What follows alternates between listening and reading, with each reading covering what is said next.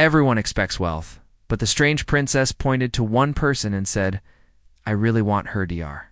Eh? Sarah Chen pressed her face against the small window of the transport shuttle. Her breath made tiny clouds on the glass as she stared at the massive alien ship floating in space above Earth. The vessel looked like a giant crystal palace, its walls shining with colors that changed from blue to purple to silver. "Stop looking so amazed," whispered Colonel Martinez from the seat next to her. "We need to look strong and confident." Sarah pulled back from the window. "Sorry, it's just, we're actually meeting aliens, real aliens." The shuttle carried 12 people from Earth. There were politicians in expensive suits, military officers with serious faces, and scientists with briefcases full of documents. Sarah was supposed to be back on the research station, studying tissue samples.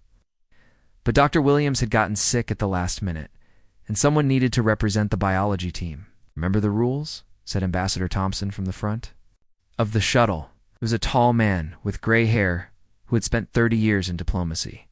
"Let me do the talking. Stay calm. Don't touch anything unless they say it's okay." The shuttle shook gently as it connected to the alien ship. Sarah felt her heart beating fast.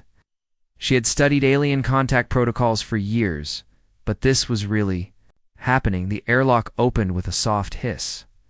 Cool air flowed in, carrying a strange smell like flowers and metal. Beyond the doorway, everything glowed with soft light. "Welcome, people of Earth," said a voice that seemed to come from the walls themselves.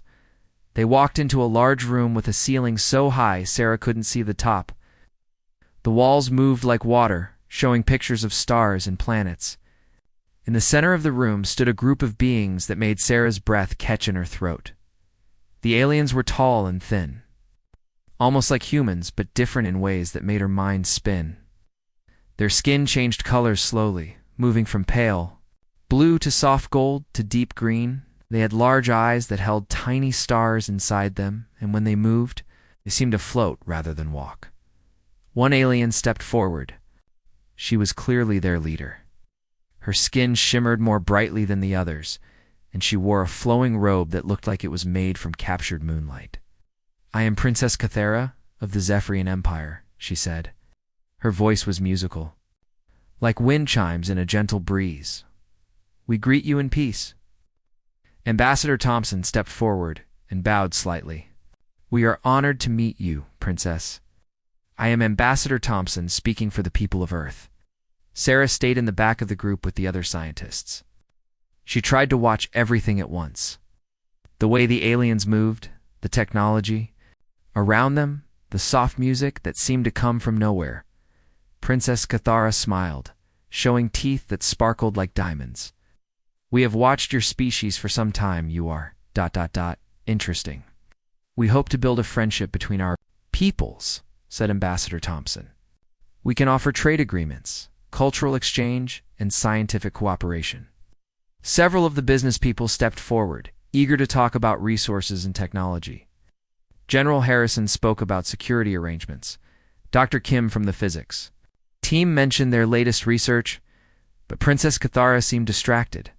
Her star-filled eyes moved across the human group, studying each person carefully. When her gaze landed on Sarah, it stopped. "Tell me," said the princess, "what do you hope to gain from contact with my people?" The humans began talking at once. "Advanced technology," said one businessman. "New energy sources," added a scientist. "Peaceful cooperation," said the ambassador. Princess Cathara raised her hand, and everyone fell silent. "These are predictable desires. But my people have a different custom." She began walking slowly around the human group. As she moved, the walls showed images of other alien species, some that looked like giant insects, others like living rocks, and some that were just patterns of light. "When we meet a new species," she continued, "we are allowed to claim one. Treasure as a sign of friendship. One thing that represents what makes that species special." The humans looked at each other nervously. What would she want? Their computers? Samples of their technology? Ambassador Thompson cleared his throat. "What kind of treasure interests you, Princess?" Cathara stopped walking. She was now standing directly in front of Sarah, who felt her Cheeks grow warm under the alien's strange gaze. Your species is unique, said the princess. We have met many races across the galaxy. Some are very smart. Others are very strong. Some can live for thousands of years, and some can travel between dimensions. Sarah found herself staring back into those star-filled eyes. Up close, she could see that the stars actually moved, like tiny galaxies spinning slowly. Hey, but you humans, continued Cathara, you have something we have never seen before, something my people lost long ago. What is that? Asked Ambassador Thompson. Princess Cathara smiled, but there was sadness in her expression. You feel things deeply, yet you do not break. You suffer, yet you continue. Hope, even when hope seems foolish. She reached out toward Sarah, stopping.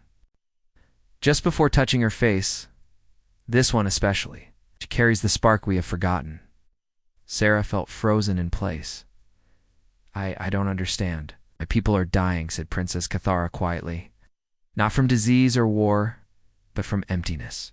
We have perfect technology, perfect cities, perfect lives, but we have lost the ability to truly feel alive. The other humans began to murmur among themselves, but Sarah couldn't look away from the princess. When I look at your species, I see emotions that burn like stars. Joy, sorrow, wonder, fear, all mixed together in beautiful chaos. And this human, she pointed directly at Sarah. Her emotional patterns are unlike anything in our records. Colonel Martinez stepped forward. Princess, Dr. Chen is a valued member of our scientific community. I claim her, said Princess Cathara, her voice now formal and commanding. By the ancient laws of my people, I choose her as our treasure from this first meeting. The room exploded into chaos. Ambassador Thompson started talking rapidly about international law. General Harrison's hand moved toward his weapon. The business people looked panicked, but Sarah just stood there, staring at the alien princess, who had somehow seen something in her that she didn't even know existed. I really want her, said Princess Cathara, and her voice carried a longing. That made Sarah's heart ache. She may be the key to saving my entire civilization.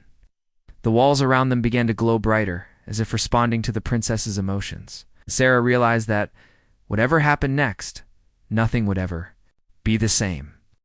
The silence in the crystal room lasted only 3 seconds. Then everyone started shouting at once. You can't just claim a person. Ambassador Thompson's face turned red as he stepped toward Princess Cathara. Dr. Chen is not property. General. Harrison reached for his sidearm, but stopped when the alien guards around the room began to glow brighter. Their weapons would be useless anyway. This is unacceptable, said businessman Mr. Peterson. We came here for trade talks, not to hand over our people. Sarah felt like she was watching everything happen to someone else. Her legs felt weak, and her hands shook. I'm not going anywhere, she said, but her voice came out as a whisper. Princess Cathara raised both hands, and the shouting stopped. The walls around them pulsed with gentle light, but Sarah could sense power behind the beauty. These aliens could destroy Earth's entire fleet without effort. I understand your anger, said the princess calmly, but you do not understand our ways. The claiming law is sacred among my people. It has never been broken in 3,000 years. Then maybe it's time to break it, said Colonel Martinez, moving closer to Sarah. Princess Cathara's skin shifted to a darker color, like storm clouds. To refuse the claiming would be an act of war. My people would see it as a deadly insult. Ambassador Thompson stepped between them. Surely we can negotiate something else. Technology, resources, territory. You still do not understand, said Princess Cathara. Her voice became sad, almost pleading. We do not want your ships or your gold. You're dying, and we believe this human can help us. Sarah found her voice again. What do you mean, dying? You look healthy to me? The princess turned to face her directly. May I show you something, Dr. Chen? Before Sarah could answer, the walls around them changed. Instead of flowing colors, they now showed images of alien cities. The buildings were beautiful beyond imagination, with towers that touched the clouds and gardens that floated in the air. But something was wrong with the picture. The alien people in the cities moved slowly, like they were walking through thick water. Their faces showed no emotion at all. This is my home world, said Princess Cathara. We call our condition the emptying. It began 50 years ago and grows worse each day. What are the symptoms? Sarah asked. Her scientific training kicked in despite her fear. We cannot feel joy, said the princess. We cannot feel excitement or wonder. We can barely feel sadness, even when our loved ones die. Food has no taste. Music sounds like noise. Even the most beautiful sunrise looks gray to our eyes. Sarah's heart began beating faster, but not from fear this time. That sounds like depression, but ... But deeper, finished Princess Cathara. Our doctors cannot find the cause. Our technology cannot fix it. We have tried everything. Of the other alien stepped forward. He was older looking, with silver streaks in his color-changing skin. I am high scientist Veltar. We have studied this condition for decades. Our people are losing the will to live. How many are affected? Sarah asked. Nearly everyone, said Veltar. The few who still feel emotions are seen as strange or sick. Some young ones have never felt true happiness at all. Sarah looked around at the human delegation. They were all staring at her like she had suddenly grown wings. I'm just a biologist, she said. I study tissue samples and cellular structures. I don't know anything about alien psychology. Princess Cathara smiled for the first time since the chaos began. But you do know about emotions. Human emotions are unlike anything we have found in the galaxy. What makes them special? Asked Dr. Kim, the physicist. Most species we have met either feel very little or they feel too much and destroy themselves, explained Princess Cathara. Humans feel everything deeply, yet somehow you continue to function. You experience pain but do not break. You face loss but do not give up. She gestured toward Sarah specifically. And this human's emotional patterns are remarkable. Our sensors detect neural activity that we have never seen before. Sarah touched her own forehead.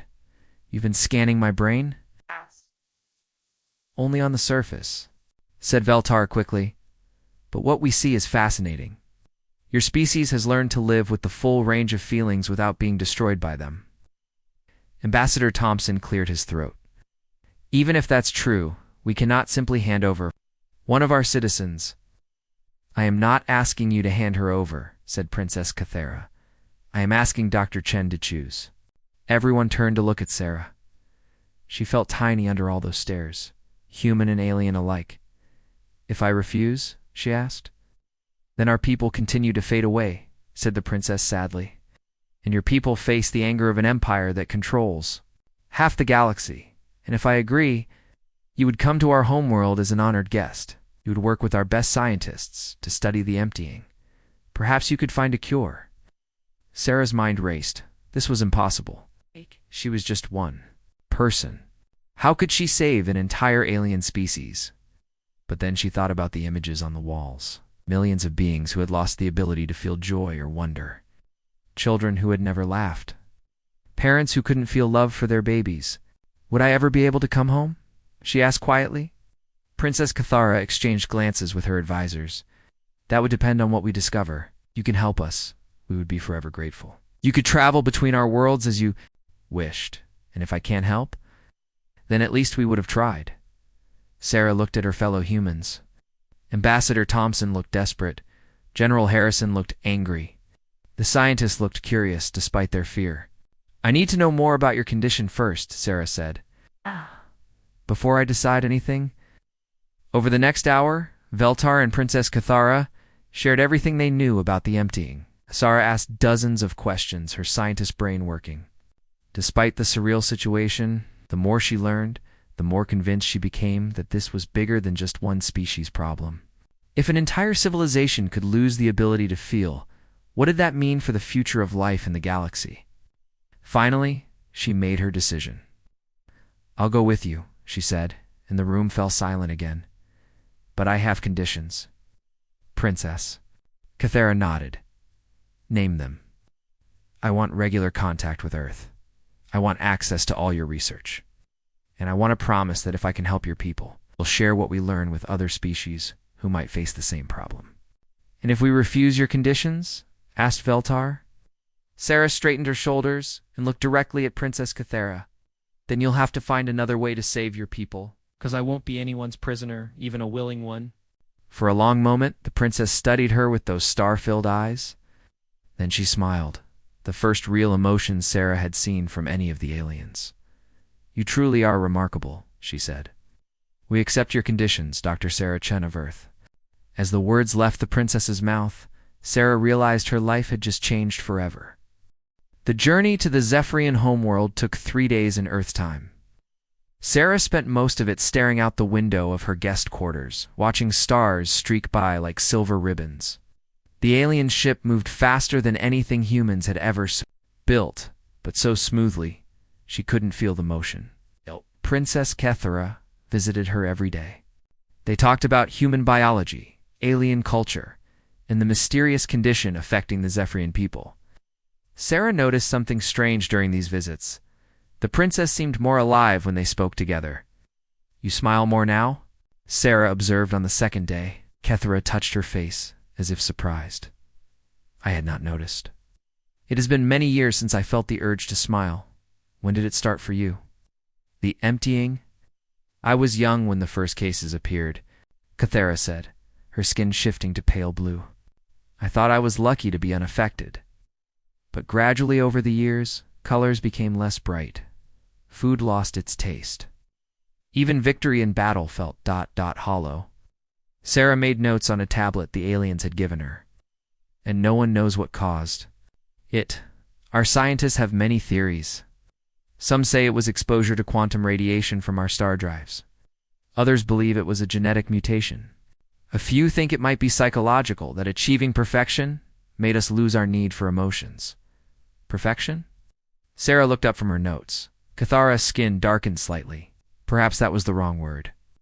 "We eliminated disease. Hunger. In war centuries ago, we can live for thousands of years.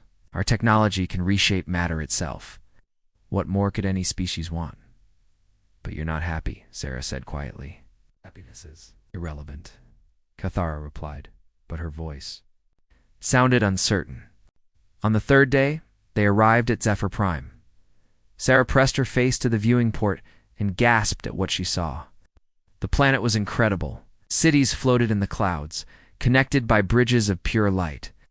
Towers reached into space, covered in gardens that bloomed with impossible colors.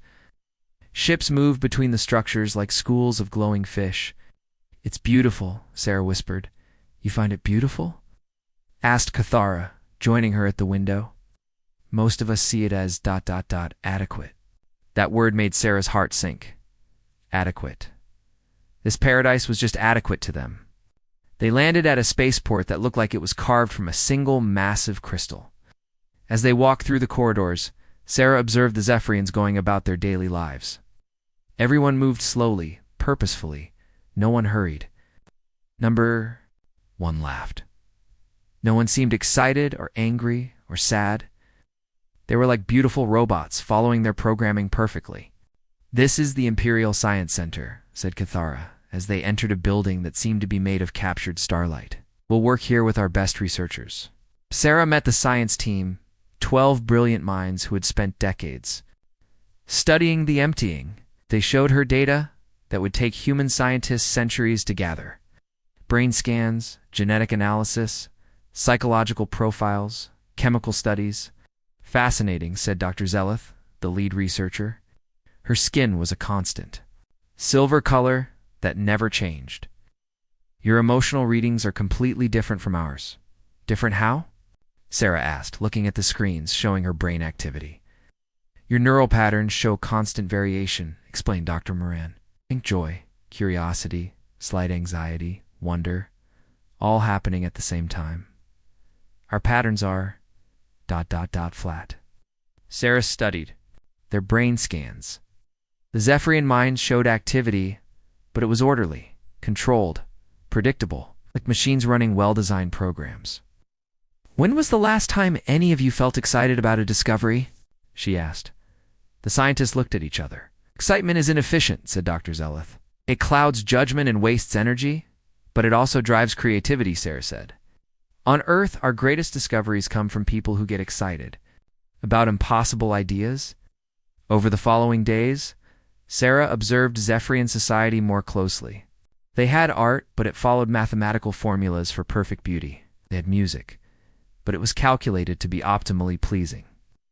They had literature, but every story followed logical plot structures. Everything was perfect. Nothing was alive. But something strange began happening.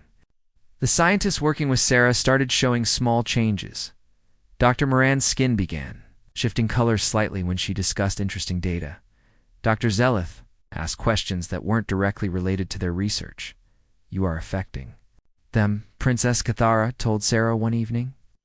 They were walking through the palace gardens, which were beautiful but felt empty without the sound of children playing or couples laughing. "How is that possible?" Sarah asked. "We believe your emotional energy is somehow transmitting to us, like a radio signal that our minds can receive." Sarah stopped walking. "That sounds crazy, perhaps.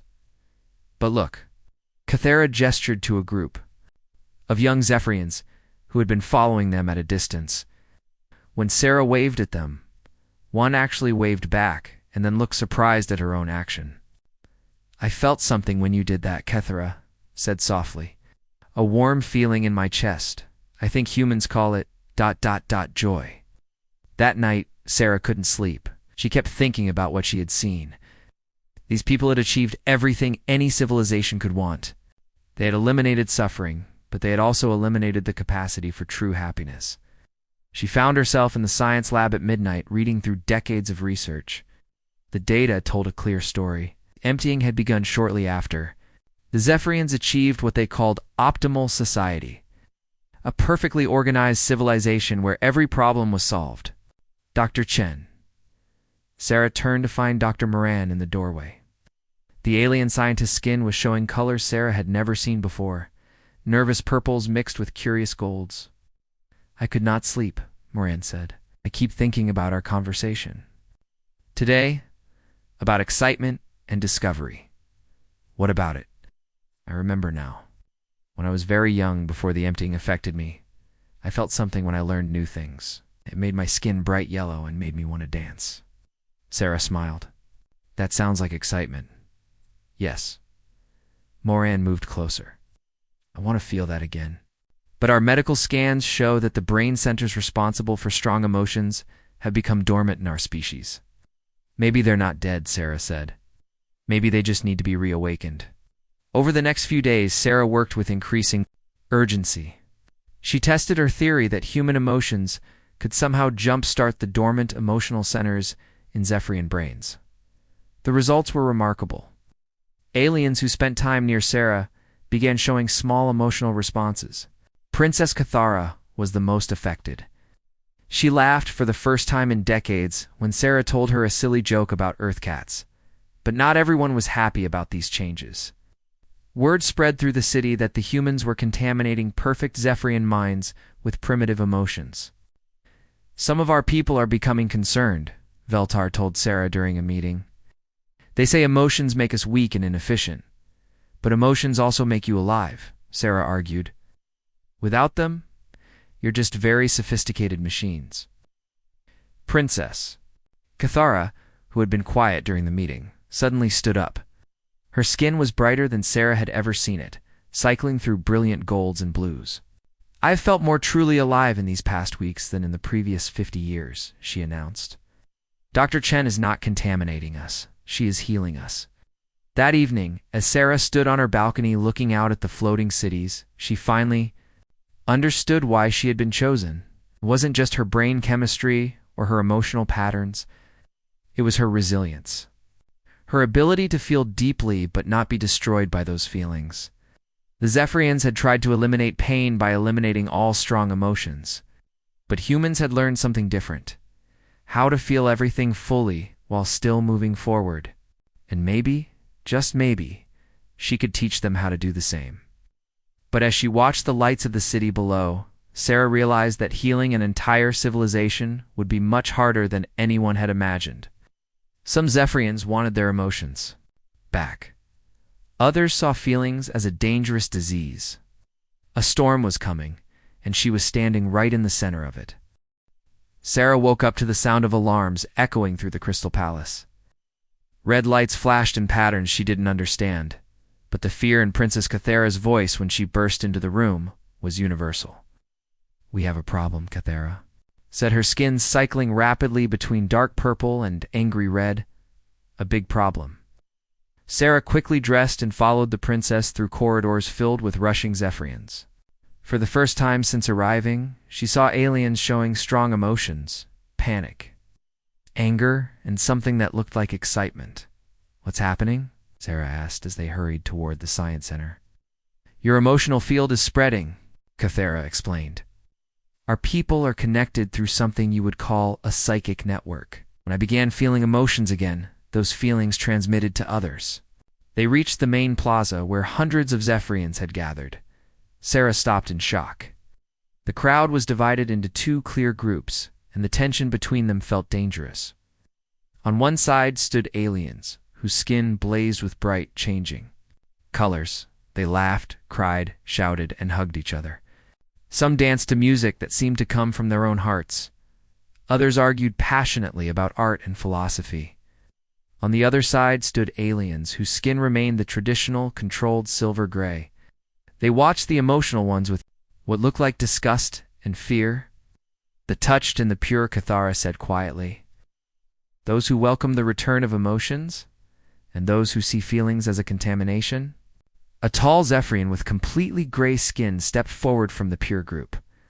His voice carried the authority of someone used to being obeyed. "I am High Commander Dorix," he announced. "This chaos must end. The human has brought a disease. To our perfect society, it's not a disease," shouted a young Zephyrian from the touched group. Her skin glowed bright yellow with joy. "For the first time in my life, I can feel wonder. I can appreciate beauty. Emotions make us weak," Dorix replied coldly. "They cloud judgment and create conflict. Look around you. Our peaceful society is already breaking apart." Sarah realized he was right. The two groups looked ready to fight. She had come here to heal the Zephyrians, but instead she might be destroying them. "Princess," she whispered, "maybe I should leave." "No." Cathera's hand found hers. "We need to fix this, not run from it." Over the next several days, the situation grew worse. The emotional awakening spread through the Zephyrian network like a fire. Entire cities split between the touched and the pure. Work stopped as people either celebrated their newfound feelings or demanded a return to emotional silence. Sarah worked frantically with Dr. Morin and the science team to understand what was happening. They discovered that Zephyrian brains were connected through quantum entanglement when one mind changed. It affected others nearby. "This is fascinating," said Dr. Zeleth, whose skin now showed constant gentle blues and greens. "Your emotional patterns are overriding our neural stability protocols." "But why are some people affected and others not?" Sarah asked. "It seems to be a factor," replied Dr. Moran. "Younger Zephyrians, who remember emotions from before the emptying, are more receptive. Older ones resist the change. The resistance is getting stronger," added Dr. Colvin, a new researcher who had joined their team. "Some pure groups are developing mental shields to block emotional transmission." That evening, Sarah sat in the palace gardens with Princess Cathera. The princess was teaching her about Zephyrian history, but Sarah's mind kept wandering too. "The growing crisis? I've ruined everything," Sarah said finally. "I was supposed to help your people, not tear them apart." Cathera was quiet for a moment, watching the alien equivalent of fireflies dance around the exotic plants. "Do you know what I see when I look at these gardens now?" "What?" "Beauty. Not mathematically perfect beauty, but something that makes my heart feel light. I had forgotten such feelings existed, but half your people hate me for bringing back emotions. The other half love you for it." Cathera turned to face her. "Sarah, before you came, we were already dying. Not quickly, but slowly, meaninglessly. At least now we have a choice." Their conversation was interrupted by Dr. Veltar rushing into the garden. "Princess, Dr. Chen, you must come quickly. We have discovered something important." They hurried back to the science center, where the research team had gathered around a massive display screen. The image showed brain scans from dozens of different alien species. "We have been comparing emotional capacity across the galaxy," Dr. Moran explained excitedly. We found something remarkable about humans. The screen showed neural patterns. From various species, some had very simple emotional centers. Others had incredibly complex ones that seemed chaotic and unstable. Most species follow one of two patterns, said Dr. Zeleth. Either they feel very little, like we do now, or they feel so intensely that strong emotions destroy their ability to function. But humans are different, added Dr. Colvin. You've developed something unique, emotional resilience. Sarah studied the brain scans. Human patterns showed intense activity in emotional centers, but also strong connections to areas responsible for logic and self-control. You feel everything deeply, explained Dr. Moran, but you have learned to process those feelings without being overwhelmed by them. That's why you can experience great sadness but still work the next day, said Veltar, or feel intense joy without losing your ability to think clearly. This is the key, Princess Cathara said, her skin brightening with excitement. We don't need to choose between feeling nothing and feeling everything. We need to learn what? Humans learned how to feel safely. But even as they celebrated this discovery, warning alarms began sounding throughout the complex. Security officers rushed past the windows, and the lights dimmed to emergency levels. What now? Sarah asked. Dr. Veltar checked his communication device, and his skin went pale. High Commander Dorex has declared the research center a threat. To Zephyrian purity, pure faction forces are surrounding the building. Through the windows, Sarah could see aircraft hovering outside, their weapons pointed at the science center. On the ground, hundreds of pure faction Zephyrians marched toward the building. They're going to attack, Cathara said grimly. They believe destroying our research will stop the emotional contamination. Can't you order them to stop? Sarah asked. You're the princess. Cathara's expression was sad but proud. I could.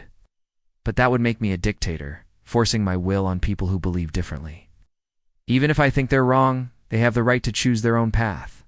The building shook as something heavy landed on the roof. Emergency lights flashed, and Sarah heard the sound of cutting tools working on the walls. We need to get you to safety, Dr. Moran said to Sarah. If they capture you, they might try to reverse the emotional awakening by studying you. Sarah didn't like the way she said studying. What about the research? She asked, looking at all the data they had gathered about emotional resilience. We can transmit it to other sites, said Dr. Zeleth, working frantically at her console. If they destroy this facility, at least the knowledge will survive. The cutting sounds grew louder. Whatever they were using to break through the walls was almost finished. I have an idea, Sarah said suddenly. But it's risky. What is it? Asked Princess Cathara. If human emotional resilience is the key, then maybe I can teach it directly through your psychic network. Not just let my emotions spread randomly, but actually show your people how to control what they feel. That could work, said Dr. Moran excitedly. But the strain on your mind would be enormous. You could be permanently damaged. Behind them, exploded inward. Pure faction soldiers poured through the opening, their weapons glowing with deadly energy. Do it, said Princess Cathara. Save my people, Sarah Chen of Earth. As the soldiers raised their weapons, Sarah closed her eyes and reached out with her mind, hoping that what made humans special could save an entire civilization. The future of two species now depended on one small human's ability to teach the galaxy how to feel. Sarah closed her eyes and reached out with her mind, just as the pure faction soldiers raised their weapons. She had no idea how to connect to an alien psychic network, but desperation gave her focus. Think of teaching, Princess Cathara whispered. Beside her, show them how humans balance emotions. Sarah thought about her own life. The times she had felt overwhelming sadness but still got up the next morning. The moments of pure joy that didn't make her lose all common sense. The way humans learn to carry hope even in dark times. Something clicked. Like tuning into a radio station, she suddenly felt the vast network of Zephyrian minds connected. Across their world, the sensation was incredible. Millions of thoughts and feelings flowed around her like a gentle ocean. She could sense the touched ones burning bright with newfound emotions, and the pure ones locked in cold, gray silence. Stop, commanded the lead soldier. Move away from the human. But Princess Cathara stepped in front of Sarah. "This is bigger than your politics, Commander. She's trying to save our entire species." Sarah barely heard them. She was deep in the network now, sharing her memories with any mind that would listen. She showed them a human child learning to deal with disappointment when a toy broke, then fixing it with patience and creativity. Teenager feeling heartbreak, but still believing in love. An adult facing loss but finding strength to help others. The effect was immediate. Throughout the Science Center, Zephyrians stopped what they were doing as Sarah's experiences flowed through their minds. Even some of the soldiers lowered their weapons, confusion replacing their certainty. "What is happening to me?" one soldier asked, his skin beginning to show faint colors. Sarah pushed deeper into the network, sharing more complex lessons. How humans learn to feel angry without becoming violent. How they experienced fear, but still acted bravely. How they felt deep sadness, but didn't let it destroy their hope for tomorrow. "She's contaminating the network," shouted High Commander Dorx as he entered the ruined laboratory. "Cut the connection now." But it was too late. Sarah's lesson. An emotional resilience was spreading across the planet like ripples in a pond. She showed the Zephyrians something revolutionary, that emotions didn't have to control them. They could choose how to respond to their feelings. On her mental display, Sarah could see the change happening. The touched ones who had been burning, chaotically with uncontrolled emotions, began to calm down. They still felt joy and wonder, but now they also felt the peace that came with balance. The pure ones were changing too. Their rigid gray walls were softening, allowing gentle colors to seep through. They weren't being overwhelmed by emotions, they were learning to experience feelings safely. "Incredible," whispered Dr. Moran, watching the readings on her instruments. "The entire planetary network is stabilizing." But the effort was draining Sarah terribly. Blood ran from her nose, and her hands shook with exhaustion.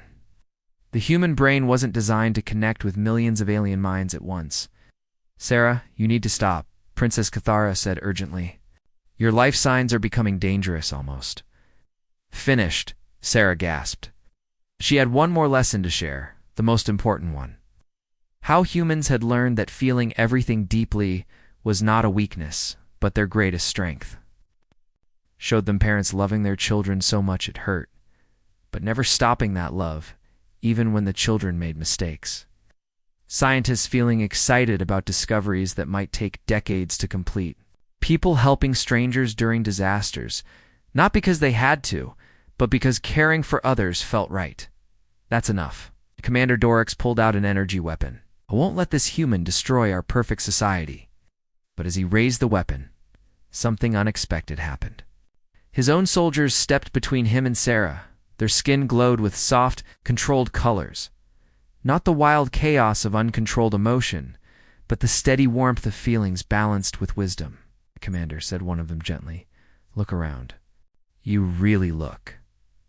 Dorix glanced around the laboratory. The touched and pure factions were no longer glaring at each other with hatred. Instead, they stood together, their skin showing similar patterns of calm, colorful light. "I can feel wonder again," said an elderly scientist who had been firmly in the pure faction. "But I also feel peace." Both at the same time. "The arguing has stopped," observed another former pure supporter. "We can disagree without hating each other." Sarah finally broke the connection and collapsed into Princess Cathara's arms. Her vision was blurry, and her head felt like it was splitting apart, but she had done it. "Status report," Cathara called to the science team. Dr. Veltar checked his instruments with excitement. "The emotional awakening has spread to 90% of the population. But it's controlled now, stable. People are feeling things deeply, but not losing their ability to think clearly." "The Civil War?" asked Sarah weakly. "Over," said Dr. Zeleth with amazement. "Both sides are reporting that the intense anger and fear have faded. They still have different opinions, but they're talking instead of fighting." High Commander Dorx slowly lowered his weapon. His skin was showing the first hints of color Sarah had seen from him. "I feel... curious," he said wonderingly. "I want to understand what happened rather than simply destroy it."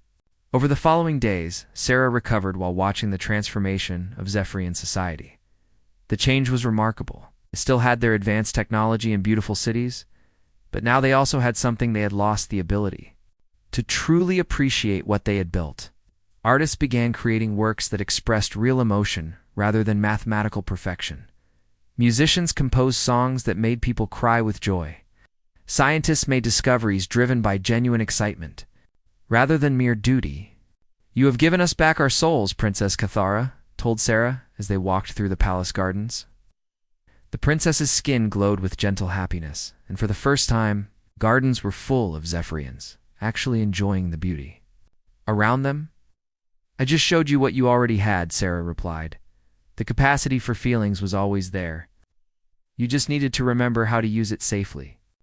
A week later, Sarah stood in the same crystal chamber where her journey had begun, but everything was different now. Instead of empty perfection, the room hummed with quiet joy. Zephyrian children played in the corners while their parents watched. With loving smiles, "The High Council has made a decision," Princess Cathara announced. "We want to establish permanent embassies on Earth, not to trade technology or resources, but to learn." "Learn what?" Sarah asked, though she suspected she knew the answer. "How to be human," said Dr. Moran, with a smile that lit up her entire face. "How to feel everything deeply and still build a civilization that lasts." As Sarah prepared to return home, she realized that the princess had been right from the beginning. Humans did have something unique to offer the galaxy, not their ships or weapons or gold, but their strange ability to carry hope in dark times and find joy in simple moments. The strange princess had wanted her, and now Sarah understood why. Not to be possessed, but to be a teacher. Not to give up her humanity, but to share it. And as the transport ship carried her back toward Earth, Sarah smiled. Behind her, an entire civilization was learning to feel again. Ahead of her, humanity's greatest adventure was just beginning, not as conquerors of space, but as healers of hearts. The galaxy had many species with superior technology and longer lifespans. But only humans had learned the beautiful, difficult art of feeling everything and still choosing hope. And that, Sarah realized, was the most valuable treasure in the universe.